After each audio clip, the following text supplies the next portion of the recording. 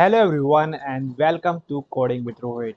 इस वीडियो में हम सी प्रोग्राम बनाने वाले हैं जिसमें हम फैक्चुअल फाइंड करेंगे नंबर्स का यूजिंग दी फंक्शन का यूज करके हम इसमें फैक्चुअल फाइंड करने वाले हैं। इसमें हम सीखेंगे कि फंक्शन किस तरीके से वर्क करता है, फंक्शन को हम किस तरीके से यूज करते हैं सी में, हम फैक्टोरियल फाइंड कैसे करते हैं। ये दो इंपॉर्टेंट थिंग्स हम इस प्रोग्राम में सीखेंगे। यहाँ पर अगर हम आ जाते हैं तो हमने लास्ट वीडियो में बनाया हुआ था ये फंक्शन जिसमें हमने फैक्टोरियल फाइंड किया था एक नंबर का, व्हाइल लूप बनाया था जिसमें हमने फैक्टोरियल कैलकुलेट किया था, देन हमने फैक्ट प्रिंट कर दिया था। इस वीडियो में हम देखेंगे, मान लो कि हमें ये दो नंबर का फैक्टोरियल प्रिंट कराना हो या तीन नंबर का फैक्टोरियल प्रिंट कराना हो तो वो हम कैसे कराएंगे वो हम इस वीडियो में देखेंगे। ठीक, अगर आपने पिछली वाली वीडियो नहीं देखी तो उसका आई बटन पर लिंक आ रही होगी, उससे आप वहां से देख सकते हैं। और अगर आपने इस चैनल को सब्सक्राइब नहीं किया हुआ है तो प्लीज कर दीजिए। अभी हमारे पास 285 सब्सक्राइबर हैं। अगर इस वीडियो के बाद हमारे 300 सब्सक्राइबर हो जाएं तो अच्छा होगा ना, तो प्लीज सब्सक्राइब कर दीजिए।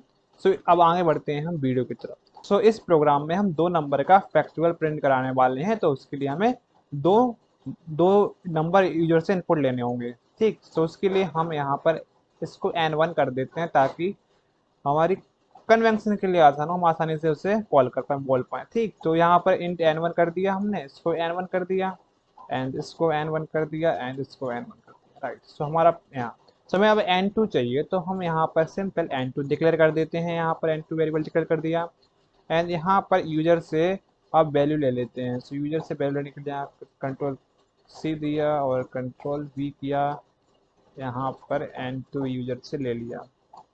राइट, अब हमारा कंसोल पर प्रोग्राम यूजर से दो वैल्यू लेगा, एक n1 की और एक n2 की। अगर हम विदाउट फंक्शन करते तो हमें उसके लिए n2 के लिए भी एक दूसरा लूप बनाना पड़ता। उसके लिए हम इसको कॉपी करना पड़ता एंड अगेन यहाँ पर पेस्ट करते, यहाँ पर n2 लिखते, यहाँ पर हमको फैक्ट2 लिखना होता, फैक्ट2 लिखना होता और यहाँ पर भी फैक्ट2 लिखना होता।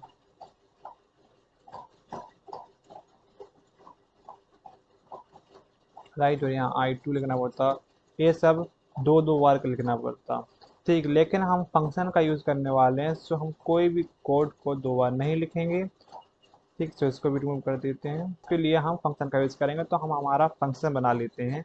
तो उसके लिए हम यहाँ फंक्शन की डेफिनेशन लिखेंगे। उसके लिए हम इंट, फंक्शन का नेम होगा फैक्टोरियल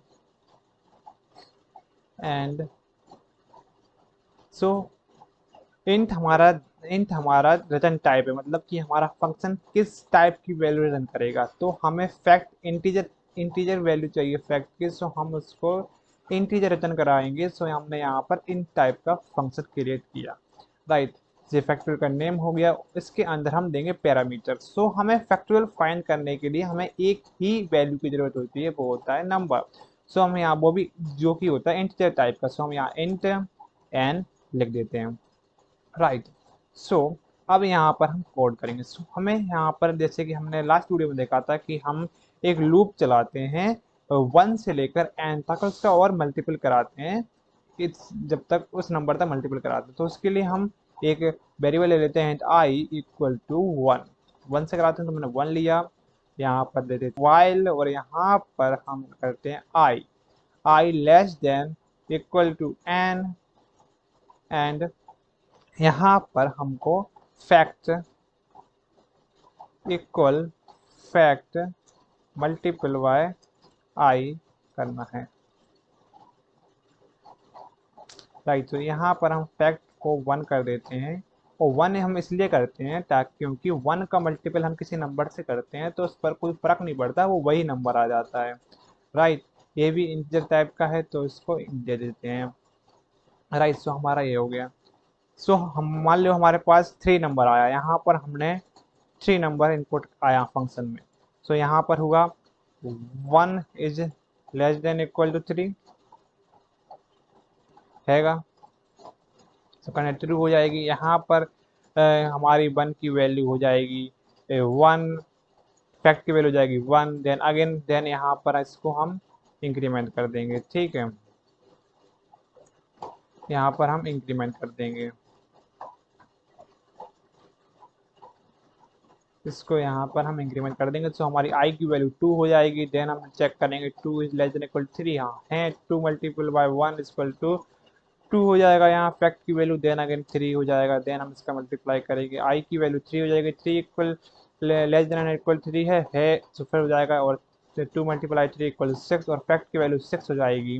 तो हमारी फैक्ट की वैल्यू 6 हो गई। तो हम इसको प्रिंट कराना है, तो इसको या तो हम यहाँ पर प्रिंट फंक्शन का यूज कर सकते हैं, अगर यहाँ पर नहीं करना तो हम इसको यहाँ पर कर सकते हैं, यहाँ इसको, ठीक है। सो हम इसको अब हमें यहाँ पर रिटर्न करना है हमारे मेन फंक्शन में। तो उसके लिए हम simple return function return use करेंगे, return and func sorry fact, और हमने यहाँ पर जो फैक्ट की वैल्यू है वो हमने रिटर्न करा दी यहाँ पर, राइट। सो यहाँ पर अब हम सिंपल जो हमने फैक्ट लिखा हुआ था इसको नहीं लिखेंगे, इसको इसकी जगह हम लिख देंगे यहाँ पर फैक्टोरियल एंड यहाँ पर n1 दे देंगे। सो हमें n1 का फैक्टोरियल फाइंड करना है, हमने n1 दे दिया। अगर हमें n2 का फैक्टोरियल फाइंड करना होता तो सिंपल हम यहाँ पर n2 दे देते, दैट्स इट, राइट। सो इस कोड को भी हटा देते हैं। सो अब हमारा सिंपल ये हमारा मेन फंक्शन हो गया। यहाँ पर कोई भी कॉम्प्लेक्स कोड नहीं बचा, हमने सारा कॉम्प्लेक्स हमारे इस फंक्शन में कर दिया, और इस कोड को भी हमें बार बार रिपीट करने की जरूरत नहीं है।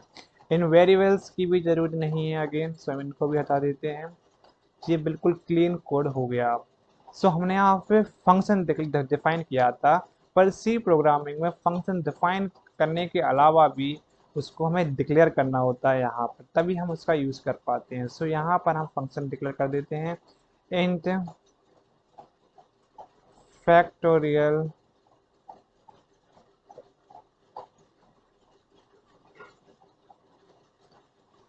Int N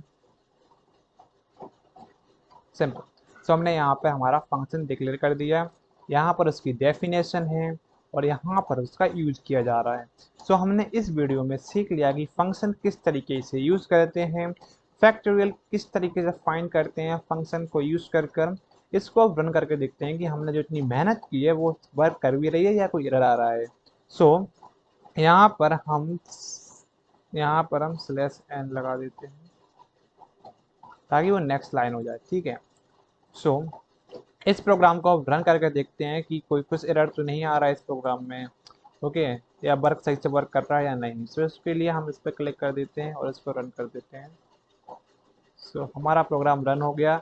inter any number to factorial find, oh sorry change करना भूल चुके हैं, यहाँ पर हमें लिखना था enter first number, right. So यहाँ पर हम 5 दे देते हैं, इंटर कर देते हैं। इंटर फिर से आया मैसेज तो यहाँ 4 कर देते हैं, एंड यहाँ आ गया factorial of 5 is 120 and factorial of 5, oh sorry. So यहाँ पर हम इंटर फर्स्ट नंबर लिख देते हैं, इंटर फर्स्ट नंबर, एंड यहाँ पर लिख देते हैं इंटर सेकंड नंबर। तो यहाँ पर हम n1 लिख देते हैं और यहाँ पर n2 लिख देते हैं। अब इसको रन करते हैं, वर्क करेगा। सो यहाँ पर आ गया है, तो यहाँ पर आ गया है enter first number to find factorial. First number हमारा 5 है, second number to find factorial, second number हमारा 4 है, और यहाँ पर आ गया हमारा factorial 5 is 120 and factorial of 4 is 424। Simple. So अगर हमें अब थर्ड नंबर का फैक्टोरियल फाइंड करना है, सो उसको किस तरीके से करेंगे। सिंपल, हमें कोई कोड करने की जरूरत नहीं है। n3 लिया, हमने यहाँ पर थर्ड नंबर इनपुट कराया,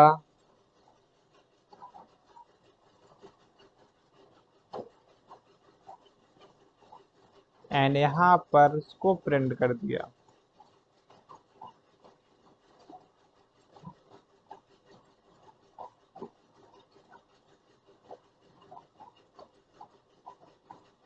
एंड दैट्स इट, हमने तीसरे नंबर का फैक्टोरियल फाइंड करने का प्रोग्राम बना लिया।